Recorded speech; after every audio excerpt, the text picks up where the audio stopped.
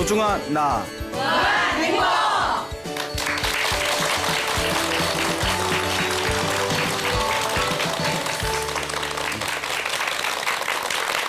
예, 만나서 반갑습니다.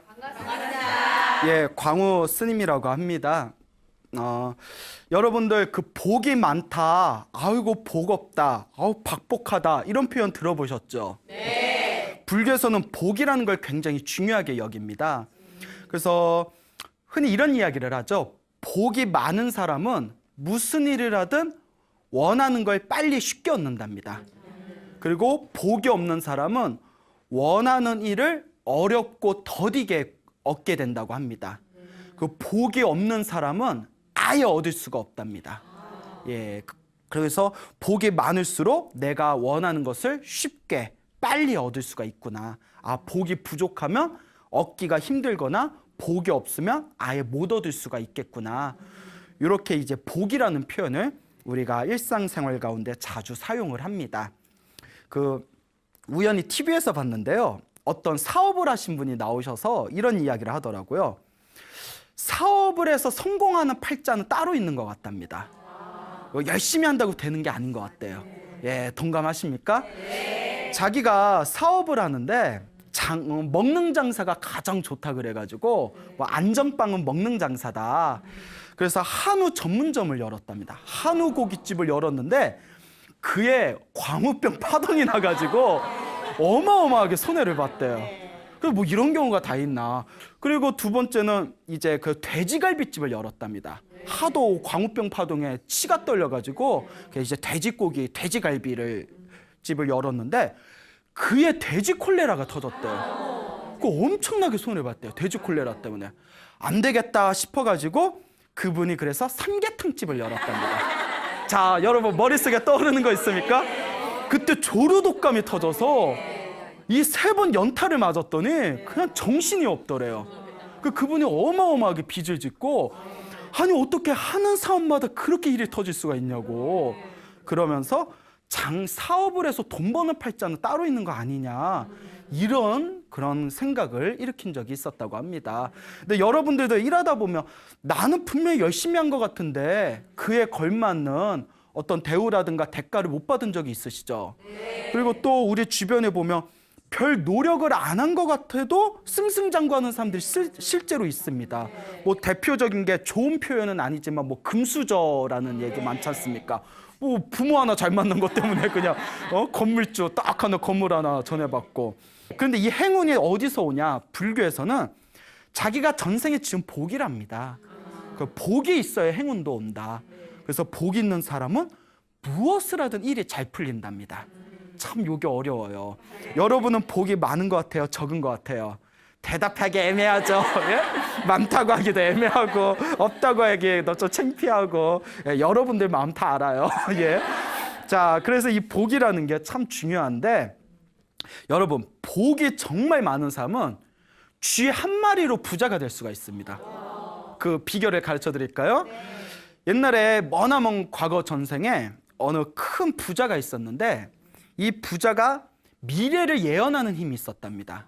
미래를 예언하는 이 능력을 갖춘 부자가 있었는데 어느 날 길을 걷다가 길 한복판에 죽은 쥐 한 마리가 이렇게 있더랍니다. 여러분 죽은 쥐 본 적 있어요? 네, 징그럽죠? 그러니까 사람들이 들어오니까 다 피해 다니는데 그 부자가 이렇게 말을 합니다.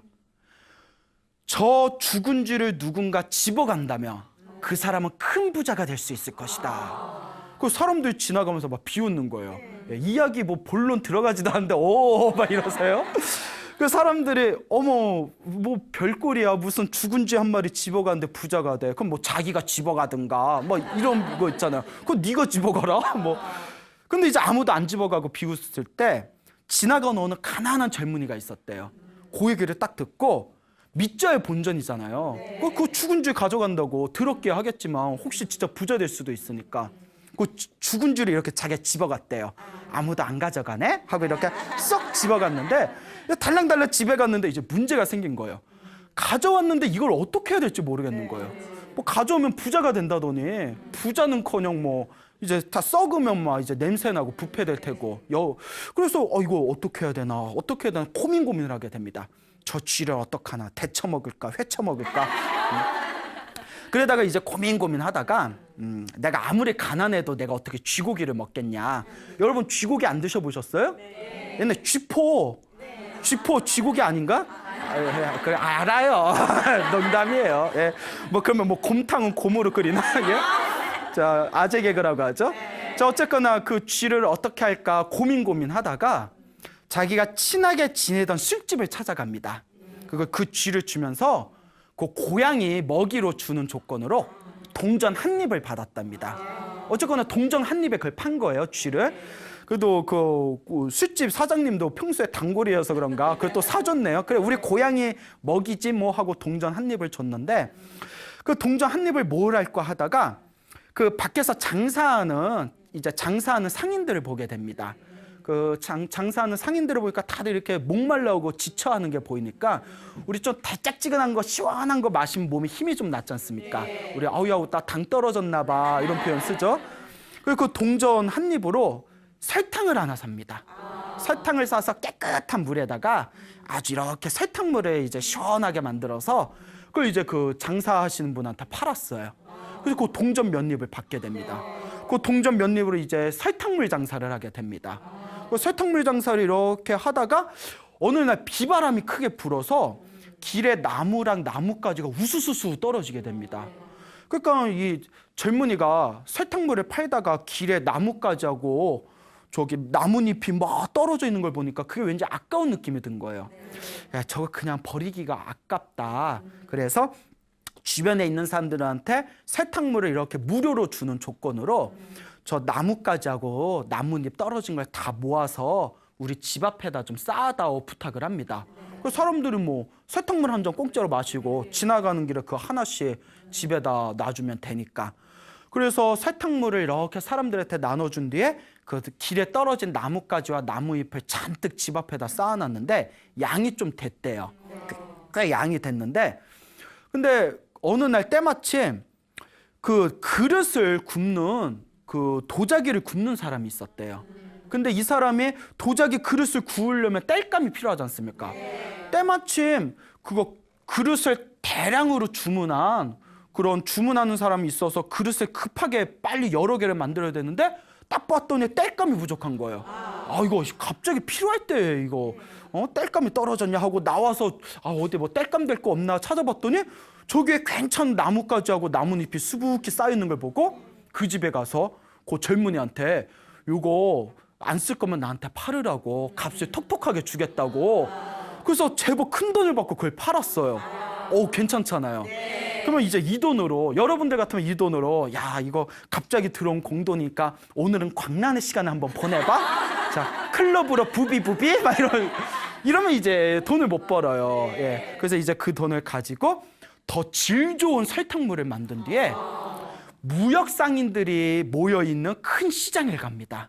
큰 시장에 가서 이제 질 좋은 설탕물을 이렇게 팔면서 거기에 있는 무역 상인들한테 아주 서비스를 잘 해주면서 친분을 깊이 맺어놨대요.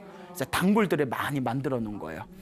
그렇게 이제 단골을 만든 뒤에 이제 상인들하고 친해지게 됐을 때 어느 상인이 이제 설탕물을 한 잔 딱 마시러 와요. 그러니까 이제 딱 봤더니 돈도 많아 보이고 사람이 좀 복이 많아 보이는 상인인 것 같아서 이제 가난한 이 젊은이가 설탕물을 이거 제가 서비스를 그냥 드릴게 드셔요.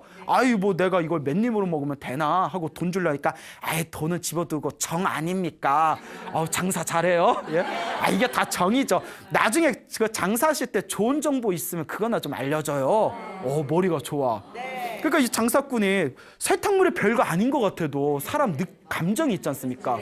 그 젊은이가 싹싹하고 하니까 그러면 며칠 후에 500마리의 말을 끌고 말장수가 말을 팔기 위해 이 시장에 온다고 한다.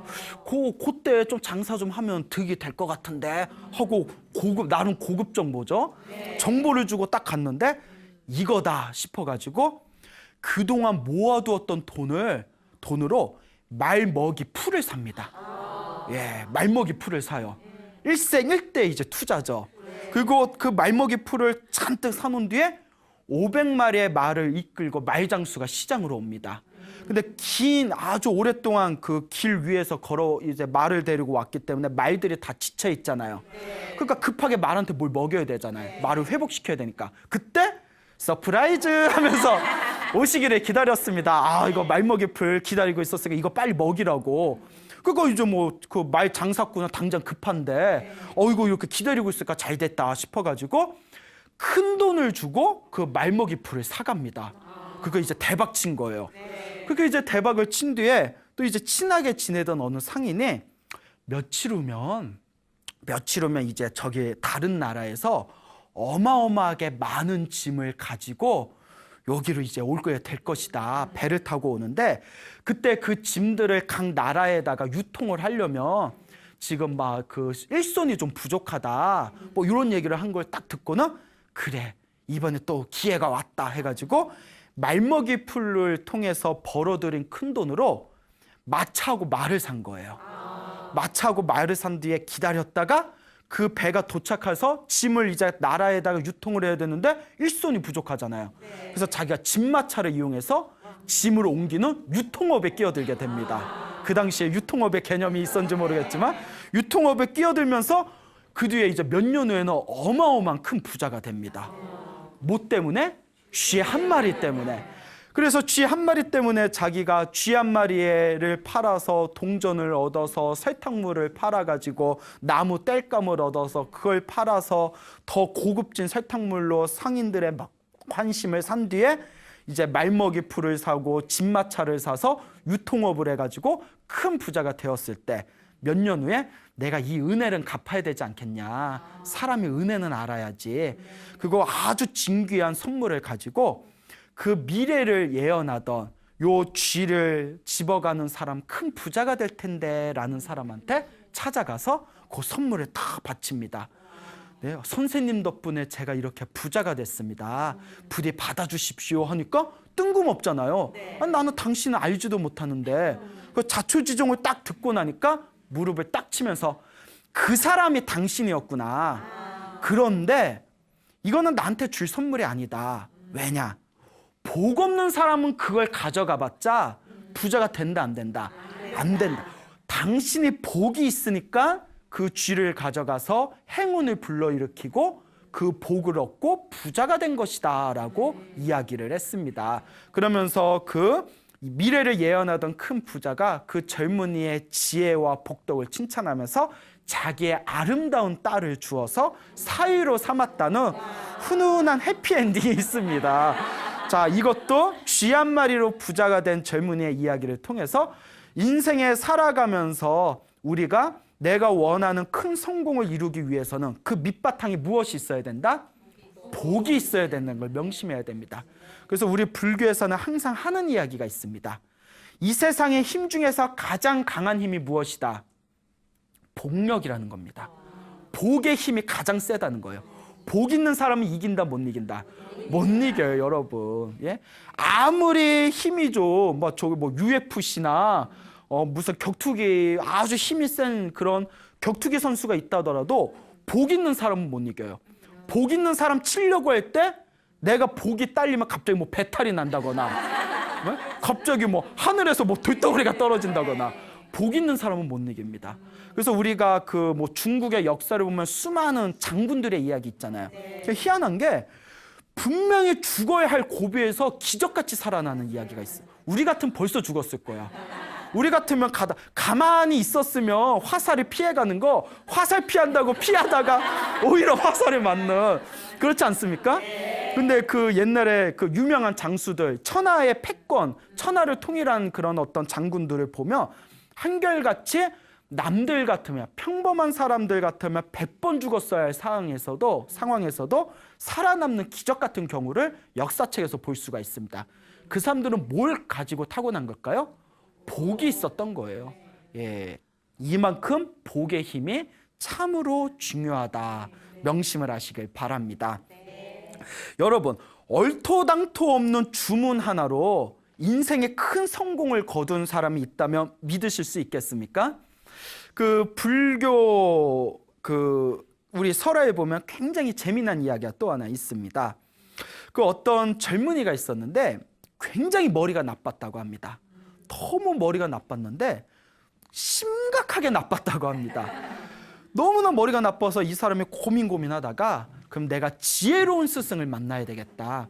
그래서 멀리 500명의 제자를 데리고 있는 지혜로운 스승을 찾아가서 이제 유학 생활을 하게 됩니다. 고향을 떠나서 그 지혜로운 스승을 만나서 지혜로운 그 스승님 밑에서 열심히 공부를 하는데, 스승이 그 500명의 제자들이 있지만 살다 저렇게 머리가 우둔한 사람은 처음 본 거예요.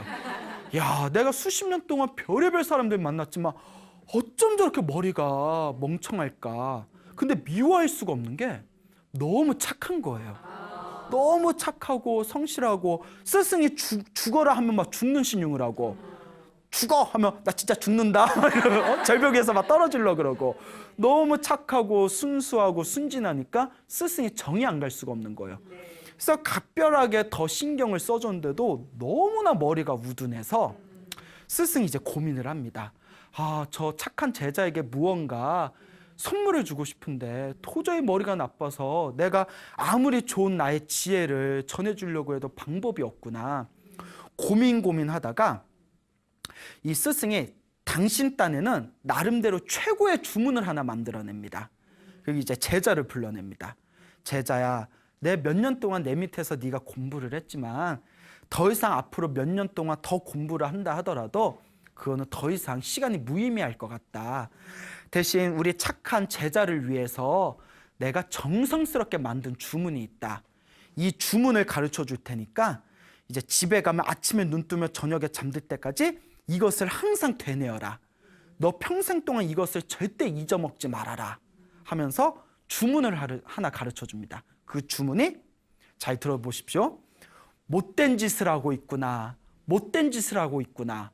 왜 하는지 난 다 알지 라는 주문을 가르쳐 줍니다. 희한하죠? 못된 짓을 하고 있구나. 못된 짓을 하고 있구나. 왜 그런 짓을 하는지 난 다 알지. 뭐 별 이상한 주문을. 근데 이거에 깊은 뜻이 있어요. 여러분, 우리가 착한 일을 많이 하면 선업이 늘어나서 행복의 열매를 맺게 되고, 나쁜 짓을 많이 하면 악업이 늘어나서 불행한 결과를 맞게 된다라는 인과 업보를 다 아시지 않습니까? 근데 우리 항상 착한 일을 할 때나 나쁜 일을 할 때나 다 내 마음에서 일어나고 사라지는 세계입니다. 그렇죠? 그렇기 때문에 내 마음에서 나쁜 생각이 일어날 때 항상 내 마음을 있는 그대로 관찰하고, 그 나쁜 마음이 일어나기 전에 그 나쁜 의도를 딱 꺾어버려야 돼요. 그러니까 항상 내 마음을 관찰하면서 나쁜 일이 일어나려고 할 때, 나쁜 마음이 일어나려고 할 때마다 못된 짓을 하고 있구나. 못된 짓을 하고 있구나. 왜 그런 짓을 하려는지 난 다 알지 하고 내 마음에서 나쁜 생각이 일어날 때마다 그걸 관찰하라는 뜻이에요. 놀라운 주문이죠. 근데 이제 제자한테는 그런 거 얘기해봤자 이해도 못하고, 못된 짓을 하고 있구나, 못된 짓을 하고 있구나, 왜 그런 짓을 하는지 난 다 알지 해서 앞구절을 가르쳐주면 뒷구절을 잊어버리고, 뒷구절을 잊어먹으면 앞구절을 잊어버리고, 그러니까 지혜로운 스승조차도 막 주먹이 부들부들 떨리는 거예요. 얼마나 답답하면. 이건 이제 농담이고요.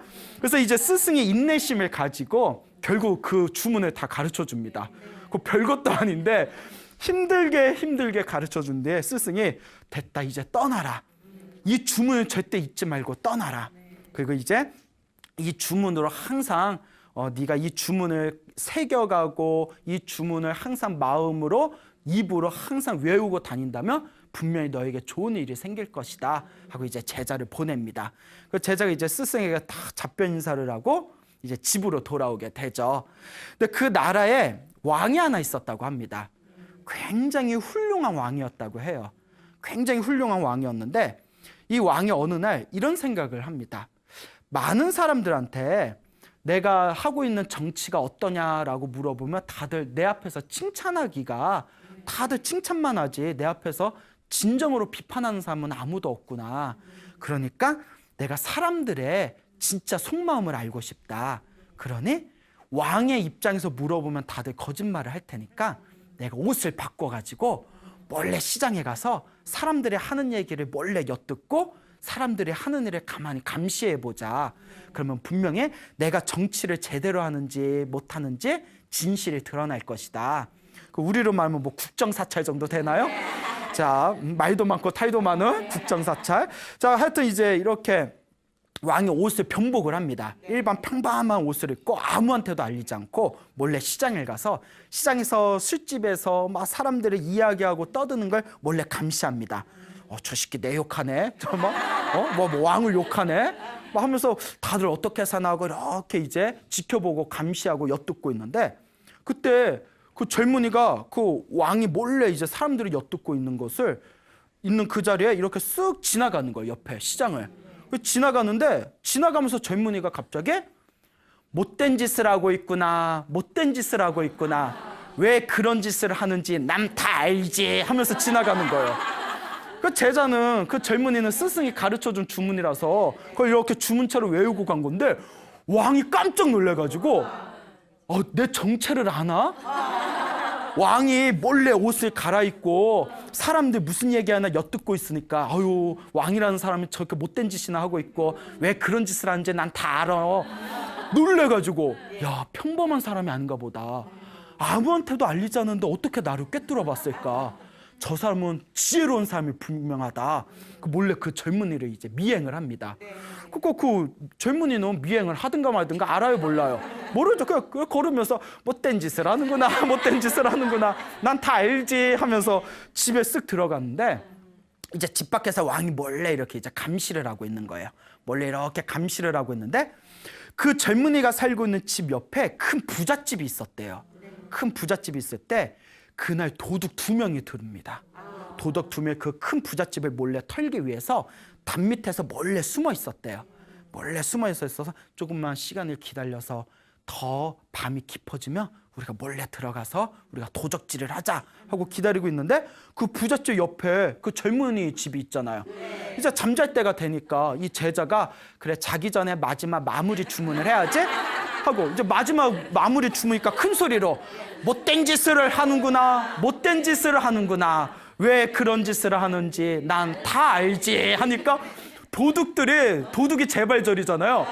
심장이 덜덜덜덜 떨리면서 걸리면 사형이니까 에구먼이나 하고 도적 2명이 도망을 갑니다. 그걸 누가 다 보고 있었을까요? 왕이 보고 있으면서 봐라 내 눈은 속일 수가 없다. 어쩜 저렇게 지혜로울까. 이제 왕이 이제 그날 왕궁으로 돌아가서 그 다음날 신하들을 불러가지고 그 젊은이를 불러옵니다. 그 집에 어디 집에 가면 젊은 남자가 있는데 요렇게 생겼다. 이렇게 보면 사람이 좀 맹해 보이는데 알고 보면 엄청 지혜로운 사람인 것 같다. 그거 좀 데려와 봐라. 이렇게 대화를 해서 이런저런 얘기를 해봤는데 너무 멍청한 거예요. 그 왕이 당황해서 지혜로운데 멍청한 척하는 건지 원래 멍청한 놈인데 이게 자기가 지혜로운 걸로 착각을 한 건지 헷갈린 거예요. 우리가 이걸 전문 용어로 뭐라고 하죠? 4글자로 아리까리라고 하죠. 아리까리. 이게 지혜로운 건가 멍청한 건가. 그래서 이제 보다 못해 답답해서 왕이 이렇게 만난 것도 인연인데 그럼 그 주문 좀 가르쳐 주시오 이랬대요. 그 제자가 뭐 할 줄 아는 게 그것뿐이 없으니까 잘 들으십시오. 저는 굉장히 힘들게 외웠습니다. 왕께서도 아마 한 번에 못 외울 수 있으니까 잘 들으십시오 하면서 못된 짓을 하는구나. 왜 그런 짓을 하는지 난 다 알지. 그 왕이 한 번 듣고 그걸 그대로 따라하니까 깜짝 놀래가지고 와 살다 이렇게 똑똑한 분은 처음 봤습니다. 나 이거 한참 걸렸는데 하고 막 안타까워하는 거예요. 그래서 왕이 야 이렇게 순수한 사람이 있다니 하면서 내 이 주문값은 톡톡히 하겠다 하면서 돈 1,000냥을 줬답니다. 대단하죠. 돈 1,000냥을 딱 줬는데 여기서 이제 끝나도 사실 해피엔딩인데 이제 뒷얘기가 하나 있습니다. 그러니까 이제 그 젊은이를 보내고 며칠 후에 왕이 이제 어느 날 이제 이렇게 수염이 너무 이제 더부룩하게 나서 이제 면도 자기의 전용 이발사를 불러서 면도를 하려고 이발사에 불렀는데 그 이면에 큰 음모가 서려 있습니다. 그 왕의 신임을 받던 총사령관이 있었는데 이 총사령관이 야욕을 품게 됩니다. 내가 저 왕을 내치고 내가 이 나라의 새 왕이 되겠다. 역적 모의를 하게 됩니다. 그래서 그 이발사, 전용 이발사한테 저 왕을 해치우고 내가 새 왕이 되면 너에게 부귀와 영화를 주겠다. 이발사가 저는 못합니다 하니까 인생 한 번이다. 인생 한 번인데 이 로또 같은 기회 날리겠냐? 대장부답게 이 인생 한 번에 한번 너의 모든 걸 한번 걸어라. 이발사가 그래도 불안한데 너 그러면 이미 내 음모를 알았으니까 너 이 자리에서 나한테 죽을래? 아니면 저 왕의 목을 베가지고 그 대가로 나한테 부귀 영화를 받을래? 그 방법이 없잖아요. 그래서 그러면 당신의 뜻을 따르겠습니다. 그러면 이제 왕이 가장 방심할 때 면도를 할 때 이렇게 졸고 있으니까 그때 면도를 한 척하면서 목을 면도날로 따버려라. 무섭죠? 따버려라 이러는 거예요. 그러니까 알겠습니다 해놓고 이제 어느 날 그날이 왔어요. 왕이 이제 딱 정용 이발사를 불러서 나 면도 안 한 지 오래됐지? 면도 좀 해도 이렇게 이제 얘기를 하니까 예 스님 면도를 이제 스님이 아니라 예 왕이시여 면도를 하려면 면도날을 좀 이렇게 날카롭게 갈아야 되겠습니다. 좀 기다리십시오 하고 이제 푹신한 의자에 앉혀놓고 면도날을 서걱서걱 갈아요. 무슨 생각을 했냐면 따려면 한 번에 따야 된다. 한 번에 승부를 봐야 된다. 무슨 마지막 승부야? 예? 한 번에 승부를 봐야 되니까 최대한 날카롭게 갈자. 그리고 서걱서걱 가는데 왕은 이제 저기서 면도날 갈고 있으니까 이렇게 심심하고 무료한 거예요. 빨리 배워주지. 이거 심심해 죽겠네. 자기 죽을 것도 모르고 이렇게 졸려가지고 무료하게 있다가 갑자기 그 주문이 생각난 거예요. 그래서 자기가 그냥 갑자기 주문이 생각나서 그 흥얼거리듯이 못된 짓을 하는구나. 못된 짓을 하는구나. 왜 그런 짓을 하는지 난 다 알지. 다 외웠네. 예? 다 외우셨어. 이발사가 그 말을 듣자마자 손을 부들부들 떨면서 그 자리에서 그냥 주저앉아가지고 엉엉 울면서 왕이시여 용서하소서. 왕이시여 용서하소서. 그 왕이 자기가 그 얘기한 게 다 음모를 꾸민 걸 다 꿰뚫어보고 자기한테 한 말인 줄 알고 그 왕은 얼떨결에 얘 왜 이래? 웬열? 왜 그래? 그리고 자초지종을 물어보니까 그 음모를 발각을 하게 됩니다. 그래서 총사령관을 불러서 호되게 꾸짖은 뒤에 원래는 사형을 내려야 되지만 그대가 그래도 그동안 내 밑에서 열심히 일한 게 있고 나는 의리가 있기 때문에 한순간 배신했다고 사람을 쉽게 해치지 않는다. 하지만 이거는 정말 용서받을 수 없는 거니까 대신 유배를 가라 해서 멀리 귀양을 보내게 됩니다. 그리고 그 자리에 누구를 불렀을까요? 그렇죠. 그 젊은이, 그 머리가 둔한 제자를 불러서 네가 알고 했건 모르고 했건 너의 그 주문이 아니었으면 나는 죽었을 것이다. 그런데 내가 보기에는 너는 정말 복이 많은 것 같다. 그러니 복 많은 사람이 이 자리에 올라야 되지 않겠냐 하면서 그 우둔한 젊은이를 총사령관에 임명했다는 훈훈한 이야기가 불교설화에 전해지고 있습니다. 근데 중요한 게 있어요. 그 주문을 가르쳐준 스승도 일이 이렇게까지 잘 될 줄 알았을까요? 아니죠. 네 마음을 항상 살펴보고 나쁜 짓을 하지 말아라. 그 뜻으로 가르쳐준 거였고 그 제자도 자기 일이 이렇게 잘 풀릴 줄 알았을까요? 몰랐죠. 아무 생각 없었을 거예요. 정말 아무 생각 없었을 거예요. 그냥 스승이 하라니까 읽고 다녔지. 그 왕도 역시 자기가 그 주문 덕택에 목숨에서 자기가 죽을 목숨에서 살아났다는 걸 알았을까요? 몰랐죠. 바로 무엇의 힘이었을까요? 복입니다, 여러분. 복력입니다. 여러분들 오늘 이 주문 배우셨죠? 이거 읽고 다녀보세요. 예? 사람들이 이상하게 써요. 여러분들서 지나갔는데 대통령이 옆에서 못된 짓을 하는구나, 못된 짓을 하는구나 이러면 예? 대통령 어떡하지? 눈치챘나? 예? 아니지 않습니까? 자, 그러니까 이게 다 복의 힘이라는 겁니다. 복 있는 사람은 뭘 해도 잘 된다라는 교훈이 되겠습니다. 불교는 사실 깨달음과 지혜의 종교입니다. 원래 깨달음이 목표입니다. 지혜가 목표죠. 그런데 중요한 게 있습니다. 깨달음과 지혜를 얻으려면 밑바탕에 또 뭐가 있어야 된다? 복이 있어야 되는 거예요.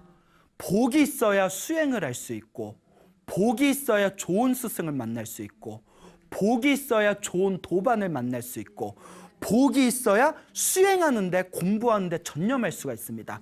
복 없는 사람은 아무리 공부하고 수행하고 싶어도 일이 안 따라져요. 그래서 우리 스님들 중에서도 이상하게 나는 수행만 하려고 하면 뭐 안 좋은 일들이 생긴다고. 그래서 그거 처리하느라고 수행 못하고 이제 일 다 처리해놓고 이제부터는 내가 공부해야지 하고 또 공부 시작하면 또 저기에서 또 일이 빵 터져서 그게 뭐가 없어서 그렇다? 공부복이 없어서 그런 거야. 공부복이 없어서. 그러니까 복이 있어야 깨달음도 얻을 수 있다라는 복덕과 지혜를 함께 닦으라는 복해쌍수의 가르침이 불교에선 전해지고 있는 것이죠. 옛날 부처님 당시에 어느 왕비가 있었습니다. 왕비가 부처님이 계신 사원에 가서 부처님의 법문 듣기를 항상 좋아했다고 합니다. 어쩜 우리 부처님은 저렇게 잘생기셨을까? 경전에 보면 엄청 잘생겼대요. 부처님은 왜 얼굴이 잘생긴지 아세요? 중생들은 항상 외모를 보고 사람을 판단하기 때문에 부처님이 중생 제도를 더 쉽게 하기 위해서 그 경전에 보면 백생 동안 몇 생? 백생 동안 얼굴 잘생겨지는 복을 닦았대요. 대단하시죠? 네. 얼굴이 잘생겨야 이제 포교하기 쉽고 또 중생을 제도하기 쉬우니까. 근데 저는 그 말에 동감하는 게 항상 느끼는 거. 옛날에도 제가 존경하는 어른 스님이 해주신 말씀인데 연부를 잘하면 연부를 잘하고 연부를 아주 그냥 아름답게 잘하면 신도들이 많이 모인대요. 근데 그거는 하수래요. 법문을 잘하고 강의를 잘하면 사람들이 많이 모인대요. 근데 그것도 높은 수준은 아니래요. 최고의 포교의 고수는 누구냐? 잘생긴 스님이 웃으면서 이리 와 하면 어머 어쩜 저 스님 저렇게 잘생겼을까 하고 구름같이 모여든대요. 그게 포교의 고수래요. 예, 웃자고 한 말이에요. 예, 웃자고 한 말인데 또 너무 외모 지상주의다. 근데 그만큼 잘생긴 외모는 세상을 살아가는데 도움이 된다. 그것도 복이다라는 그런 어떤 웃자고 한 우화입니다. 또 웃자고 한 말인데 죽자고 달려들면 안 돼요. 부처님도 그랬기 때문에 얼굴에 잘생긴 사람일수록 중생제도 하는데 더 유리하기 때문에 백생 동안 거룩한 외모를 얻기 위해서 복을 닦으셨다라는 설화가 있습니다. 그래서 이제 왕비가 항상 궁녀들을 데리고 거룩한 부처님의 모습을 보면서 설법을 듣는 것을 항상 즐겨했는데 사원을 갈 때는 화려한 옷이나 화려한 장신구를 차면 안 됩니다. 예, 그게 이제 예법이죠. 그래서 이제 왕비가 사원에 들어가서 부처님께 설법을 듣기 전에 깨끗한 손수건에다가 자기가 가지고 있는 진귀한 보석을 다 벗어서 수건에다 다 싼 뒤에 하녀에게 맡겼답니다. 내가 설법 들고 올 동안 요거 보관하고 있거라 하고 이제 옷을 검소하게 갈아입은 뒤에 부처님 사원에 들어가서 가만히 부처님의 거룩한 설법을 듣고 난 뒤에 이렇게 이제 절에 이제 나와서 하녀를 불렀는데 발칵 뒤집혀진 거예요. 하녀가 깜빡 그 보석이 들어있는 손수건을 어디다가 잃어버린 거예요. 그러니까 이거 어떻게 하냐고 하녀는 부들부들 떠는데 이제 왕이 이제 노한 거예요. 아니 어떻게 신녀가 왕비의 진귀한 보석도 제대로 간수를 못하느냐 이렇게 화를 벌컥 내는데 왕비가 옆에서 왕에게 화내지 마십시오. 다 저의 인연입니다. 생기고 사라지는 건 다 무엇입니다? 인연입니다. 저 보석이 저와 인연이 있다면 다시 저한테 올 것이고 저 보석이 인연이 없으면 제가 아무리 움켜줘도 결국 빠져나가기 마련입니다. 모든 것은 인연 따라 일어났다가 인연 따라 사라지는 거. 이 인연법이야말로 부처님의 가르침입니다. 그러니 저 하녀에게 시녀에게 화를 내지 마십시오. 이렇게 이야기를 합니다. 그 왕비가 불자라 그런지 자비로워요. 우리 같으면 금가락지 하나만 잊어먹어도 그 발칵 뒤집힐 텐데, 네가 잊어먹었으니까 산에 소송 걸리고 난리 날 텐데. 자 어쨌거나 그래서 이제 왕이 그 얘기를 듣고는 일단 한번 이렇게 참았는데 며칠이 지난 뒤에 부처님의 수제자 중에 안한존자라는 안한 스님께서 사원 밖을 천천히 거니시다가 저게 뭐가 번쩍번쩍하는 게 보여가지고 저게 뭔가 하고 나무 밑에 틈에서 이렇게 봤더니 수건에 쌓여져 있는 그런 황금과 보석을 발견하게 됩니다. 그래서 이게 뭔가 하고 이렇게 보니까 평소에 절에 자주 찾아오는 왕비의 물품이라는 걸 기억을 해내게 됩니다. 우리 같으면 딱 우와 대박 이러면서 나 오늘부터 승모 벗는다. 청담동에 건물 세워야지. 예? 자, 이제 그럴 리는 없겠죠. 거룩하신 이제 아난스님께서 왕비가 이 물건을 잊어먹었나 보구나. 부처님한테 말씀드렸더니 부처님께서 마땅히 주인에게 돌려주거라. 그래서 이제 아난스님이 그걸 그 다음날 왕궁에 가서 왕에게 그것을 다시 돌려줍니다. 그 왕이 너무 기뻐하면서 왕비를 부른 뒤에 보시오 보시오. 때마침 우리 아난스님께서 발견했으니까 다행이지, 다른 사람이 발견했으면 우리 이 보석이 성하게 우리 손에 들어왔겠소. 이렇게 얘기하니까 왕비가 인상을 찌푸리면서 왕이시여, 왕은 어찌 아직도 그리 믿음이 없습니까? 인연법 아닙니까? 왕이시여, 제가 이 보석과 인연이 있다면 이 보석을 사람들이 다니는 사거리에다 집어던져도 결국은 제품으로 돌아올 것입니다. 하지만 이 보석이 저와 인연이 없다면 아무리 꽁꽁 숨겨도 결국은 제품을 벗어나게 될 것입니다. 모든 게 결국 인연법입니다.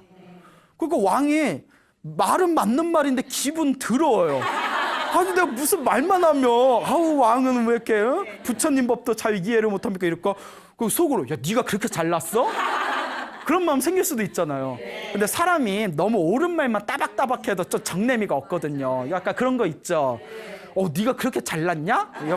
그 왕이 이런 마음이 이제 생기니까 막 이제 골탕 먹이고 싶은 생각이 드는 거예요. 네가 그렇게 잘났어? 그래 너 어디 한번, 그러니까 우리말로 하면 너 엿 먹어봐라. 막 이런 생각이 들어서 왕비가 몰래 밤에 잠을 자고 있을 때 그 왕이 애야, 완전 애야. 마음 쓰는 거 보면 왕비가 제일 아끼는 반지를 몰래 빼옵니다. 그리고 흐르는 강물에다 집어던졌대요, 왕이. 그러니까 이거 왕이 얼마나 삐쳤으면. 그 다음날 이제 왕비가 일어났는데 자기가 제일 아끼는 반지가 사라진 거예요. 꼭 깜짝 놀라서 왕에게 왕이시여 제 반지가 사라졌습니다 했더니 왕이 킥킥 웃으면서 어차피 인연법 아닙니까? 인연 따라 일어나고 인연 따라 사라지는 거, 인연 있으면 반지가 돌아오겠네. 이런 식으로 비꼬니까 이제 이 왕비가 우리 같으면 부부싸움 났을 거예요. 아유 인간아 이 속좁은 인간아 이랬을 텐데 왕비가 맞습니다. 결국 인연법 아닙니까? 인연이 있으면 올 것이고 인연이 다 있으면 흩어지는 거죠. 맞습니다 왕이시여. 왕께서 부처님의 가르침을 잘 이해하고 계시네요. 이렇게 이제 훈훈하게 이제 대화가 끝났어요. 이제 왕은 왕대로 골탕 먹여서 기분 풀리고 왕비는 왕비대로 내 인연법인가 보지 마음으로 다 내려놓았는데, 그 다음날 이제 그 왕궁의 요리사가 오늘 점심 때 우리 왕과 왕비님에게 어떤 맛있는 요리를 해드릴까 하는 생각이 들더랍니다.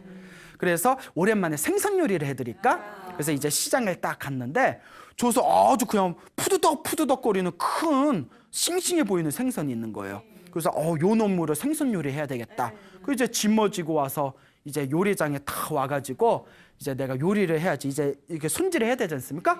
손질하라고 이렇게 이제 생선 이제 목을 따고 배를 딱 자르는데 뭐가 땡 하는 소리가 들리는 거예요.